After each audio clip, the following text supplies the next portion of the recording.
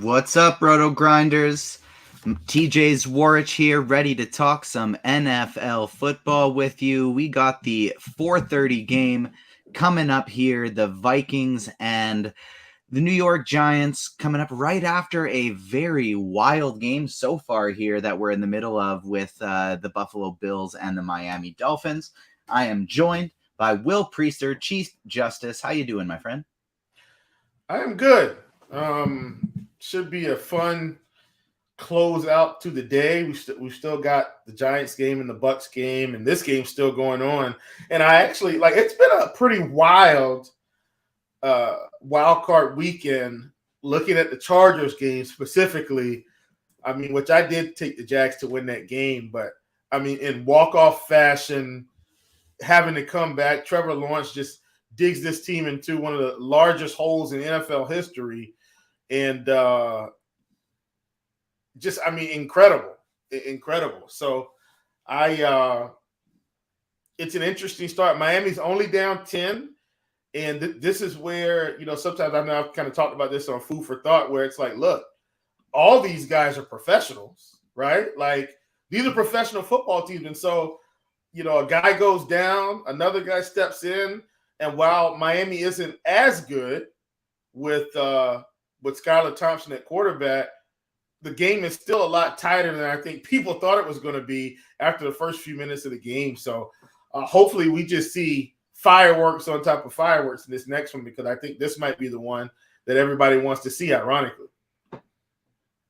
Yeah, this is going to be a very interesting game we got coming here. It's crazy how after the wild comeback last night, we get a 17-0 start here, followed by a 17-17 comeback right after that.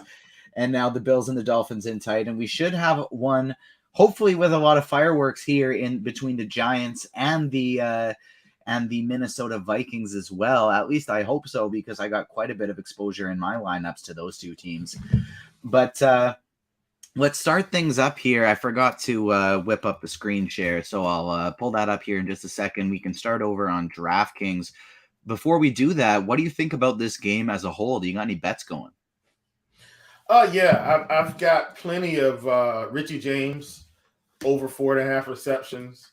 I've got, let's see, I did, and look, if you watch the Prop Shop show, we got some of these in early. Like, we got on some Daniel Jones when he was at like 205, 204.5 passing yards early in the week.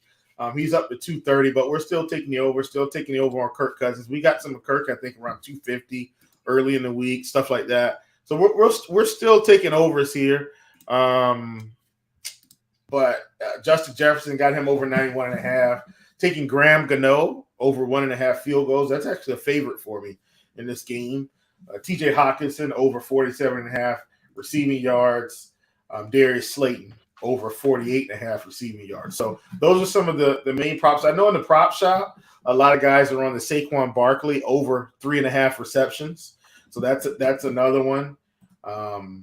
So yeah, we've got some irons in the fire, and we've combined some cards and stuff here. So hopefully it all comes together for us in a big way. So what you're saying is you, like me, are hoping for some points to be scored in this game, or at least some yards to be accumulated throughout the game. Let's start talking single game showdown slate on DraftKings here. If we start at the captain position, I always like starting at the captain, talking about optimal plays, then who to differentiate with, and moving to the flex, talking optimal plays, then who to differentiate with. We got Justin Jefferson coming in as the highest projected own captain right now, the highest scoring player on the slate. Daniel Jones coming in next, Saquon Barkley and Kirk Cousins, all three of them over 10% ownership, and Richie James may as well be 10% ownership as well with the 9.6 we're currently projecting for. Who do you like at the captain position today on DraftKings for the showdown slate? Well, when it comes to the captain spot, man, like usually it's going to be the big wide receiver that's catching all the balls, going over 100 yards, catching the touchdowns. I definitely think Jefferson is optimal. I think the sneaky captain today is Daniel Jones because of the rushing ability. This is a game where we do expect him to probably throw for 250 plus. My assumption is if he's throwing for 250 plus, we should probably see 2 to 3 passing touchdowns here. And then we know he's got rushing upside. I think he rushes probably for at least 30 yards, and he's got upside for 50, 60. He's not the traditional, dual threat quarterback. He's only going to do it when he has to, just to keep the defense honest. But I think we've got some upside from Daniel Jones, which makes this very intriguing for me because of the discount we get. So if you ask me who I probably would rather have, I'd probably rather have Jefferson, but we get a pretty good discount on Daniel Jones, and the rushing upside adds some very good intrigue for me. Almost a 3K discount, or a little more than a 3K discount. And I'd be very intrigued with Daniel Jones today. Yeah, the discount definitely has me somewhat interested in Jones. I think it'll really depend on how we want the rest of our lineups to look. I feel like I do want to be jamming in some studs in this one. So going the Daniel Jones route, to me, actually feels like a bit of a better option just because I want to get Jefferson and maybe even Saquon Barkley in my lineup anyways. And so it's going to be easier to fit all those guys in if we do roll Daniel Jones at the MVP. So even though Justin Jefferson's projected for more points, Daniel Jones is the better point per dollar option based on our projections. And with the salary multiplier, that does matter a little bit. So for our kind of single entry optimal style, why don't we roll with Daniel Jones here? If you're trying to get way off the board, is there anybody that you're interested in going with? To me, I think Dalvin Cook is going under-owned in the captain position. TJ Hawkinson is a somewhat interesting play. And then I don't mind the idea if I'm running 150 lineups or something like that.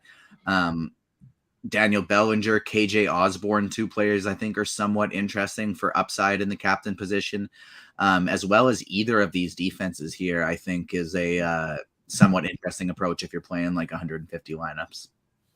Yeah, I'm definitely with you on Dalvin, because even when I was on the Blitz show yesterday, it just felt like overall Dalvin was kind of this odd man out, just in general, right? Just generally speaking, not just Showdown across the board. So I'm with you on Dalvin, even though he's one of the main participants in their offense. Man, it seems like he's just outside looking in a lot of builds. So I love that call of Dalvin being someone that I think could be advantageous at captain. It's the same thing with Saquon. Like Saquon's getting a little bit more ownership, or almost double the ownership. But I think it's because people feel like he's going to be more involved in the passing game. But we don't know. Like both of these running backs could have equal upside. We've seen Dalvin pop 60-yard rushing touchdowns. We've seen him take a screen to the house for 70, 80 yards. And I think all of those things are in the cards here in a game that we anticipate is going to be high scoring. So I'm with you. I'm just trying to really back you up on that Dalvin call. I think that's a good one.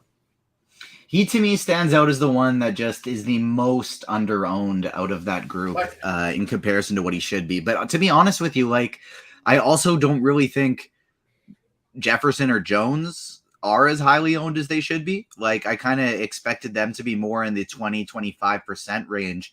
And so I think Dalvin at 6% is not enough, and I would want to get overweight. But at the same time, I don't think you really got to make any egregious stands, and you can just play these optimal guys here at the captain because they're not going that crazily owned. Yeah, I'm with you. And I want to point out something. I don't want to stay on Dalvin the whole time, but I think you've made such a good point because when we look at Dalvin, he's projected around 6% in the captain. But look at Hawkinson, 6.24. Isaiah Hodgins, 4.86. Darius Slayton, 3.6, where Dalvin's at 6.3. And I feel like Dalvin's much more involved in the offense than Isaiah Hodgins, even though we know he's going to be on the field. They've been throwing the ball to him. It's not that, but Dalvin has more ways to get there. So I love that call, man. I think that could be a very interesting one. Taking it over. Thank you, sir. Thank you so much. Taking it over to the flex position we know we're probably going to be wanting to jam Justin Jefferson in there.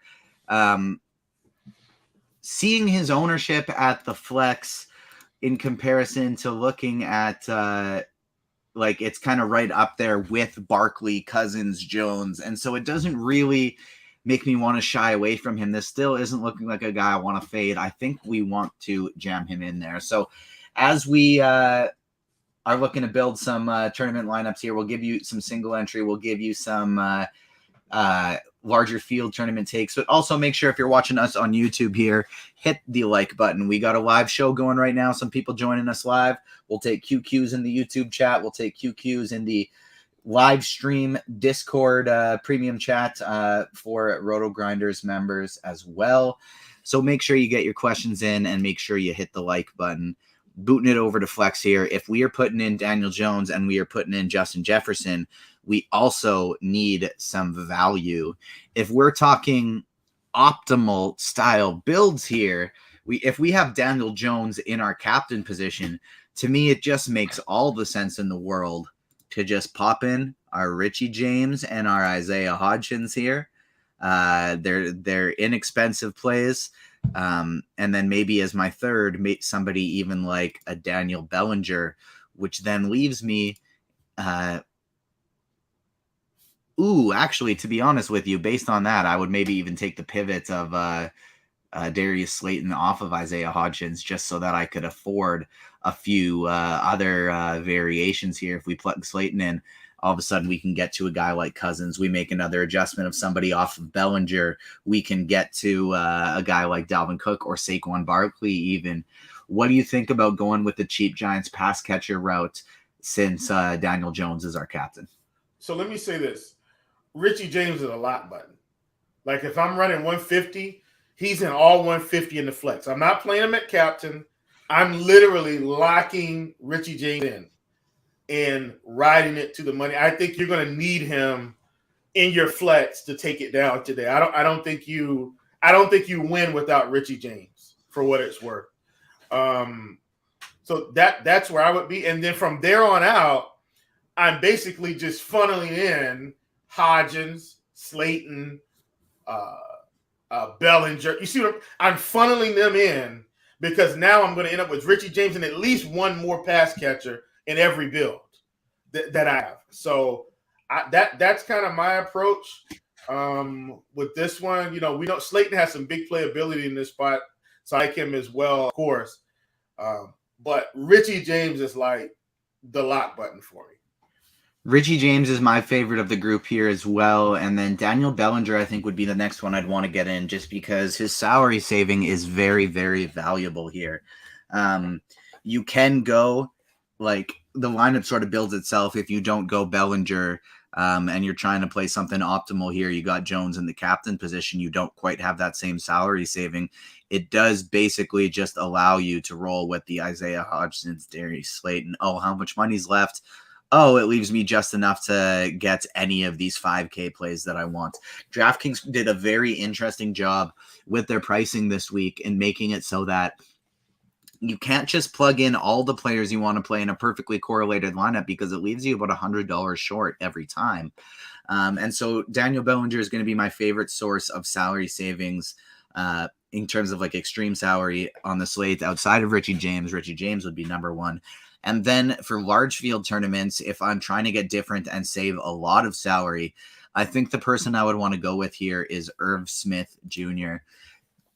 Yes, they have TJ Hawkinson. Yes, he's been injured a lot of the year, but we see him just coming back from injury, was in their last game, 3 targets.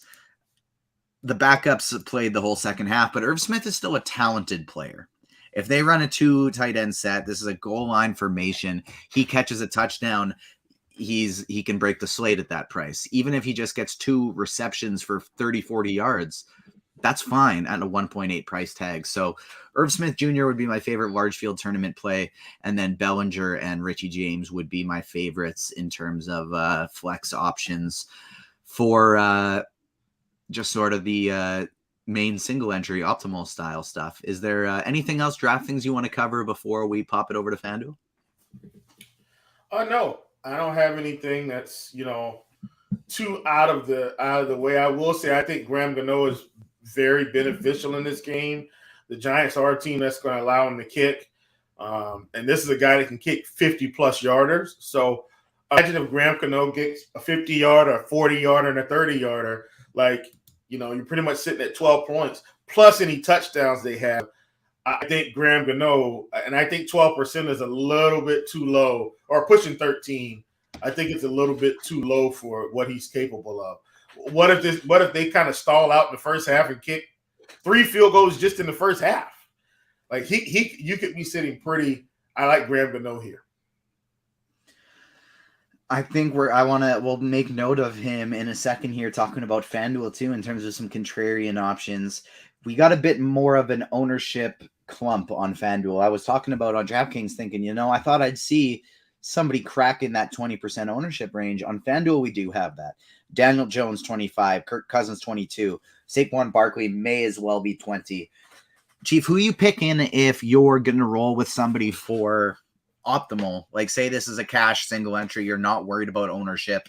In a vacuum, who do you think scores the most points in this game? The Vikings. I'm going with the Vikings. I know a lot of people are feeling like this is the Giants' time to upset. I think the Vikings win at home. So based on that, are you wanting to roll with Kirk Cousins or Justin Jefferson here? Or do you think maybe Daniel Jones coming from behind having to pass is fine in that MVP position? I think JJ, if the Vikings do go off, I have to assume JJ has popped them, right? Like, I got to assume he's going for like 120, 8 catches, possibly 2 touchdowns. You know what I mean? Like, those are kind of the thoughts I have, because I don't see the Vikings running away with it on the ground per se.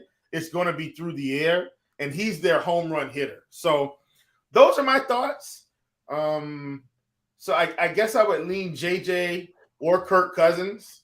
I'm a little bit more on Daniel Jones on DK because that price differential I think is just too wide. I don't think it should be that wide of a gap. On FanDuel though, if you ask me who had the most raw points straight up, I think I'd take Justin Jefferson in a shootout with the Giants.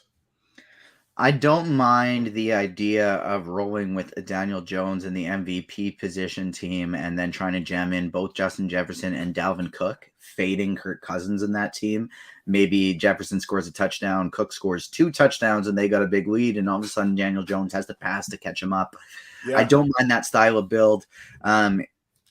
Ownership aside, just in a vacuum, I think maybe I would probably go Jones or Cousins as my MVP. However, in tournaments, which is what basically everybody's playing anyways, Justin Jefferson and Dalvin Cook are still looking like the two that are going the most heavily under-owned here. Like, I don't think Justin Jefferson should be going at half the ownership of Daniel Jones, 10% less than Kirk Cousins. That just doesn't seem right to me. And so Justin Jefferson, I would want to get overweight on. Dalvin Cook, I'd want to get overweight on. And then if I was playing a ton of lineups, I'd get 5% of so many of these guys in the MVP who are all going to be 1-2%. TJ Hawkinson, Richie James, Isaiah Hodgins, Darius Slayton, Greg Joseph, Graham Gano, Adam Thielen, all of them. I'd try to get 3 to 5% of every single one of those guys, maybe a bit more of Hawkinson, just because what if Slayton catches 2 50-yard touchdowns? What if this is a low-scoring defensive game and Graham Gano, exactly like you said, kicks 3 long field goals and is the highest scorer in this game? The Vikings and the Giants defense are both coming in at 0.1% ownership. What if there's a kick return touchdown and a pick 6, something like that? Like, these are not likely outcomes, but to me, they're a heck of a lot likelier than 0.1, 0.5. Oh, 0.5, yeah, absolutely. Like, I would try and get 5 times the field at least on all of these players, just because they just seem like great dart throws in this one, because nobody knows what the heck is going to happen. We saw the Chargers blow the biggest lead in playoff history last game. We saw just this very game, the Dolphins giving the Bills a run for their money for a large portion of the game here. So, and holy crap, it's a 3-point game now that I pull up my phone. And so, and the Dolphins actually have the ball back. The Bills just punted. So if the Dolphins can move the ball down the field, they got a shot to either take the lead or tie the game.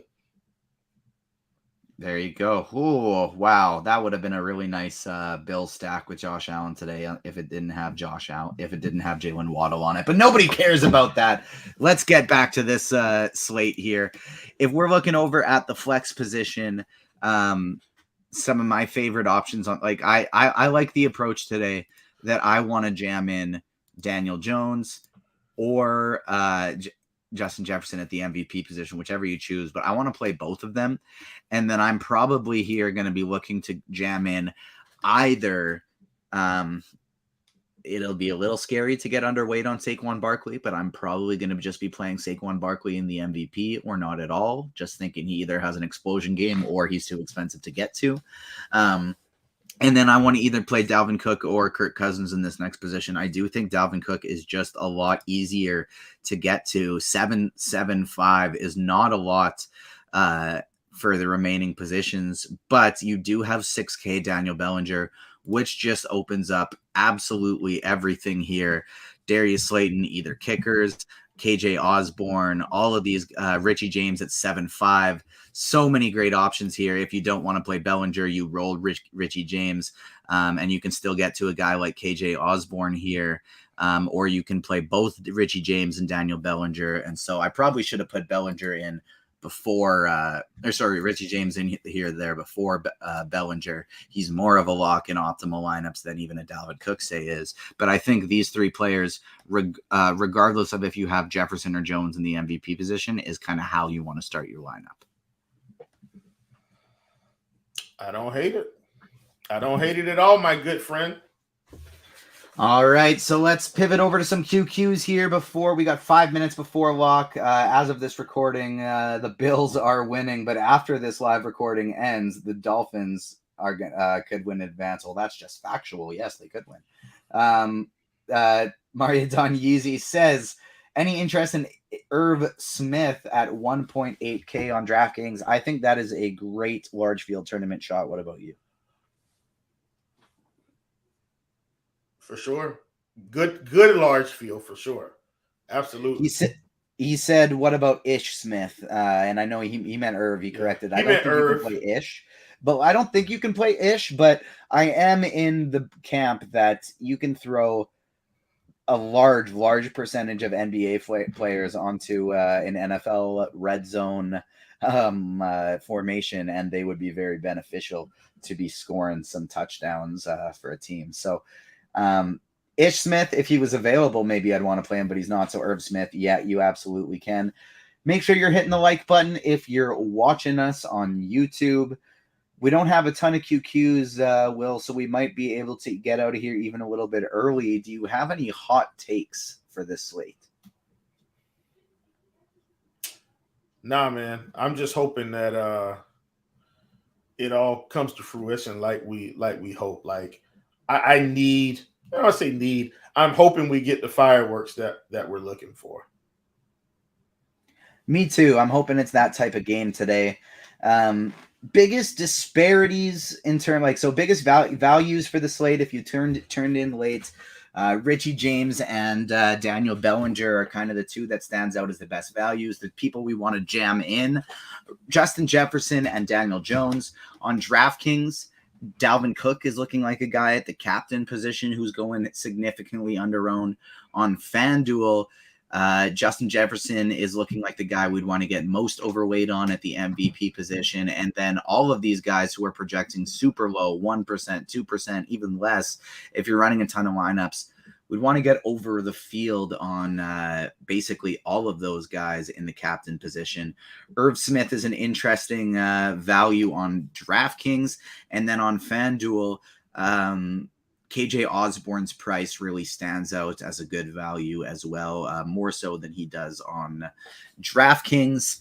peeking to see if we have any more QQs before we get out of here. Doesn't look like it. A couple of compliments. We thank you so much to all the people who are joining us today on behalf of myself, on behalf of Chief and Steve in the background, and our entire amazing production crew here at RotoGrinders. We will see you before the next game. Peace.